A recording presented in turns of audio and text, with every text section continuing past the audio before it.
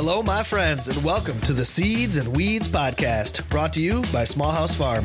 If you're looking to celebrate plants and the people that love them, then this is the podcast for you. Thanks for joining us. I'm your host, Bevan Cohen.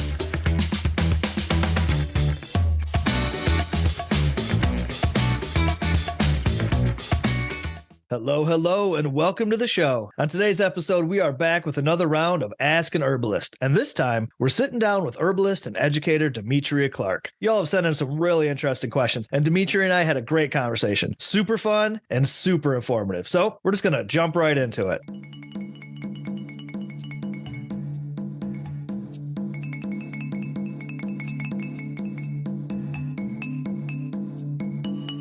Demetria Clark is a best-selling author, director of Birth Arts International, and founder of the Heart of Herbs School, which has introduced thousands of interesting students to the world of herbs since first opening in 1998. Today, Demetria will be answering your questions in another segment of Ask an Herbalist. Hello, Demetria. Thank you so much for joining us on the podcast today. Thank you for having me. I'm really excited to talk to you. So to get us started, could you just tell us a little bit about who you are and the work that you do as an herbalist? Yeah, so I'm Demetria Clark, and I run Heart of Herbs Herbal School. And I started this endeavor when I was pregnant with my first child 26 years ago at the age of 20.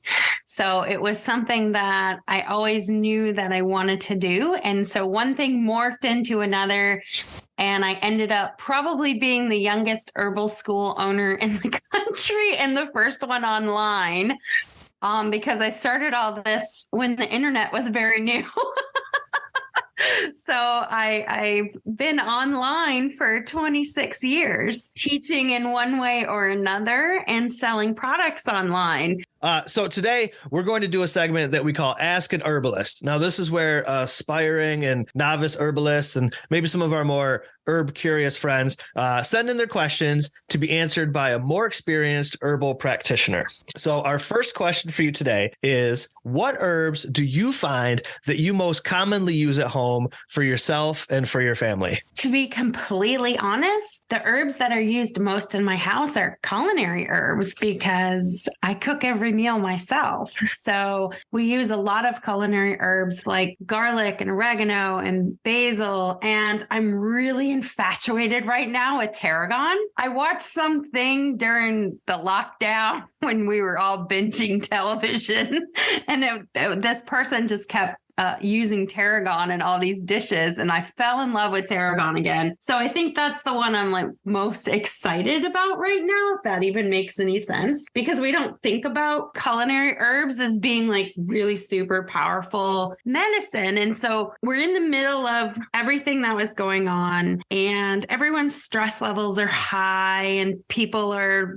worried about jobs and money and all this stuff. And then this herb just kind of dropped in my lap again, and just wanted to like get down and snuggle. And I'm like, wow, I guess right now, I mean, to be completely honest, it's all about culinary healing in my house. My youngest is like a firefighter, and so he's a high stress job. My oldest has a really high stress job too. So it's like kind of thinking about things like, okay, how do we serve our community by supporting the people that take care of our community? And putting great stuff in food is something that I've always loved to do. And I feel that's like one of the ultimate ways to heal and connect. So it's definitely got to be culinary, garlic, ginger, clove, anything that I can get my hands on. So I love recipes that just use all of that. I love knowing like if someone's coming down with something, like I've got a secret weapon. That's where I spend a lot of time thinking about the health of my family, because first and foremost, we grow most of our food. We like do all that ourselves. So the herbs are just like an extension of that. What we bring into our body affects us completely, from the way we're feeling inside to the way we interact and handle stress and sleep. And so right now I'm in love with tarragon. I love this answer.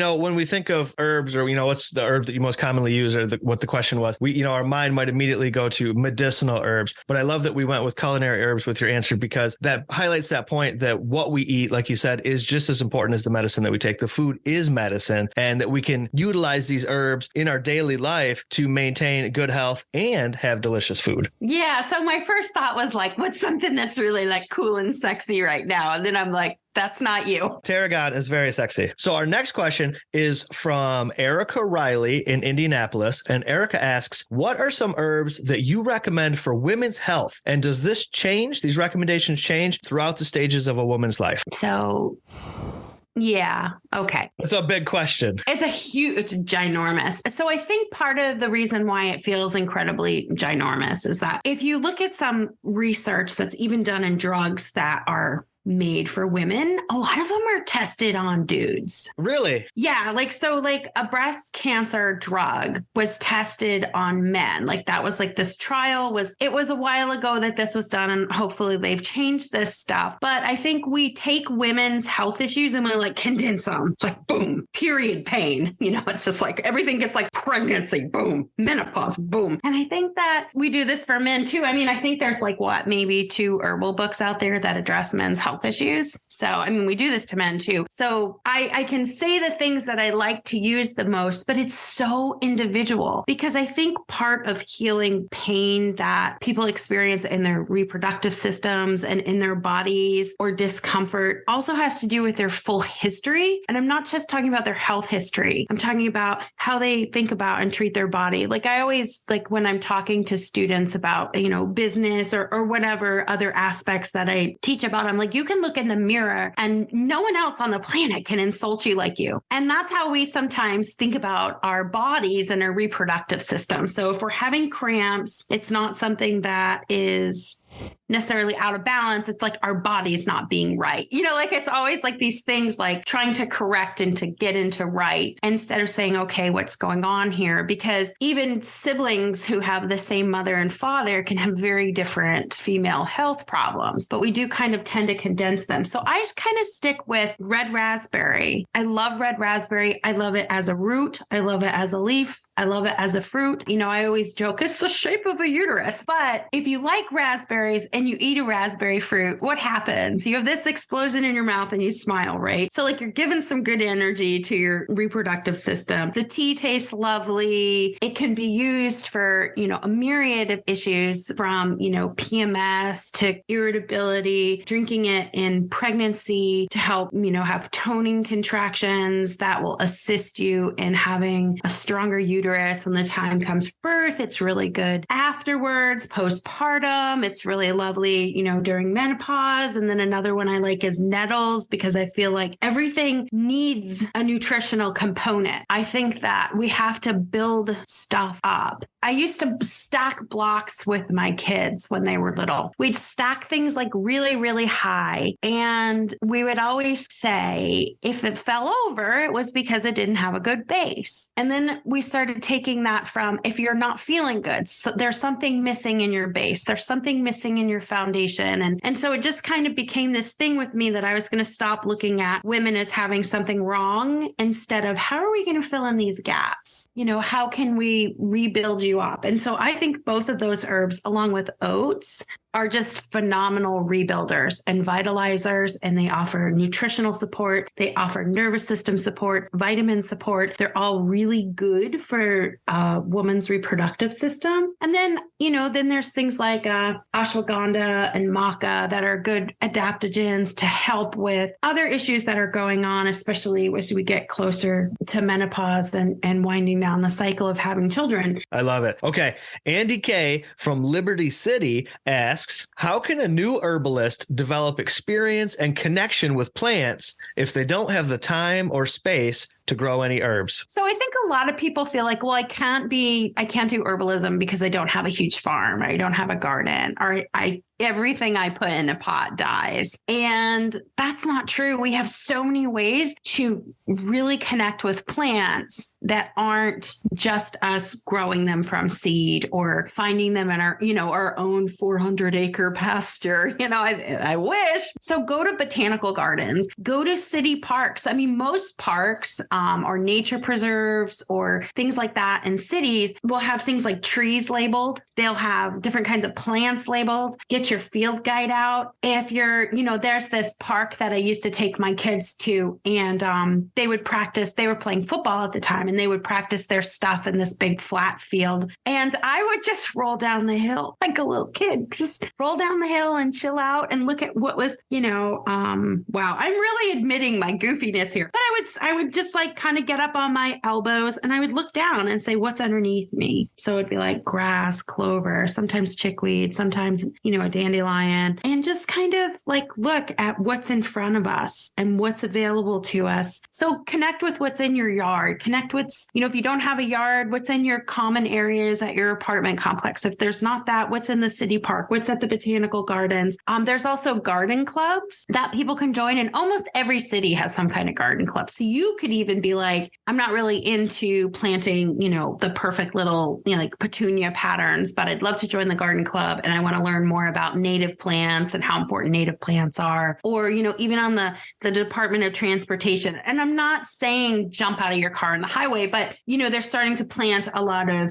native wildflowers in between the highways, and just kind of look at those kind of things and say, okay, this is nature around me. This is how I can make a connection. Volunteering at places. So if you live in an area where there's like some kind of a historical monument or something like that, they're often looking for volunteers to work in the garden or give garden tours. There's all kinds of things that you can do that'll really connect you with plants on a different level. And here's the cool thing. You're going to connect with people maybe you wouldn't normally connect with. So some of my greatest teachers in plant medicine have not necessarily been herbalists. So I think that like that kind of making those kind of offside connections are really going to help you too. And just kind of always paying attention. Have a field guide in your car. I mean, my kids can attest to this.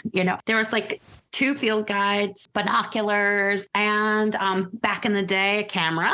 And I would always, like we'd go on a hike and I'd take pictures. Even when you're in the city, there are places where nature is all around you. Just kind of like open yourself to nature finding you and you finding it, and it's everywhere. I love it. I love it. So this next question is from Aaron Keller from Philadelphia, Pennsylvania. And Aaron wants to know, what advice do you have for new herbalists when things just aren't working out? How do we overcome the struggles of starting a new journey? Your first cake is probably going to fall. There's going to be a recipe where you add salt instead of sugar. You're going to screw up. You're going to make an herbal medicine and realize I didn't add enough liquid, or there was too much water left in my herbs and I have mold. And that's okay. It's going to happen. And you may get really upset with yourself. But here's the thing. You don't have to. You're learning from every single thing you do right and every single thing you do wrong. So if you're starting an herbal business and you're just feeling like it's not going forward, don't give up on yourself. Don't let the words of other people or influences of the outside world tell you what success is and how you're successful. I remember when I first started, I got some really nasty emails, and I never ever used to talk about this, but I have been in like the last year being like, women shouldn't be on the internet. You're an idiot. You don't know what you're talking about. Herbalism is only for people like blah, blah, blah, not like, mamas sitting at home with their kids. There was all these things. And if I had let their words in, you can't teach herbalism online. That was when I got a lot. I was told I was disgusting and ruining the industry. That was some of the words that people use. And if I had listened to them, if I listened to what they said, I would have completely not done anything. Often when people are struggling with their company, they're trying to model themselves after someone else instead of being like, what is it that I really want to offer? I think the thing is that, it's okay to struggle and figure out exactly where you fit and where your people are. If you keep working and you keep trying and you believe in yourself and you believe in the product that you're putting out there and you're being ethical and kind and compassionate, then there's a good chance that your people are going to find you and it's going to start to snowball around you. Yeah. It's so important, I think, just to remember just to be gentle with ourselves and allow that space for mistakes. Like you said, sometimes through mistakes, we can do some of our best learning. Oh, yeah. Demetria, our final question today for Ask an Herbalist. What is your favorite weed? I guess it depends. I mean, honestly, in some ways, my favorite weed is Camellia sinensis because I love black tea. But I mean, my favorite weed is probably the one I need that's in front of me. I don't fixate on or necessarily always have one that I use for everything or love for everything. I think for me, part of it is always like trying to figure out. So right now I'm really enamored with tarragon, but I also love exploring things that we don't traditionally think of as herbs too, like chocolate or coffee. Like I like to think about what they can do for people. I really love bitter herbs. I guess I love dandelion all the time. I'm a big like greens person. I love them. I love the way they look. I love the way they taste. I love them, in teas. I love them, for healing. And so I guess I can't answer. It's hard to pick a favorite, isn't it? But that's okay. That's okay. We still appreciate you taking the time to answer everybody's questions, Demetria. So how do folks that want to connect with you find you online? What are your links? heartofherbs.com, and that's our herbal school. I also run a doula training organization called birtharts.com, and we've been training doulas and working to hopefully change the infant and maternal mortality statistics in the United States since 2000. And Heart of Herbs kind of gave birth to Birth Arts. It actually funded Birth Arts into being because I wouldn't have been able to start a company without having an income to live off of and feed my kids with. So that's like why my books kind of focus around those kind of topics, families and family health and healing. Pretty much if you type in Demetria Clark, you're going to find me. And when we look for you online, we'll be able to find links to get your books as well. Yeah. So you can find them at Powell's and Amazon and Barnes and Noble also. Demetria Clark, thank you again for being on the podcast. That was great. Oh, thank you so much. I really appreciate it. And I'm so excited. I love looking at all the things you're doing. So I can't wait to just continue to watch your career grow. Thank you again. Thanks. Okay. Bye-bye. And that brings us to the end of the show, my friends. Big thanks once again to Demetria Clark for joining us, and thanks to all of you that submitted your questions. If you enjoyed today's show, remember, you can always support this podcast by subscribing to our Patreon, and that link and many more can be found at seedsandweedspodcast.com. The music you're listening to right now is Tiger Rag by the Friars Society Orchestra. I'm Bevan Cohen, and we'll see you next time.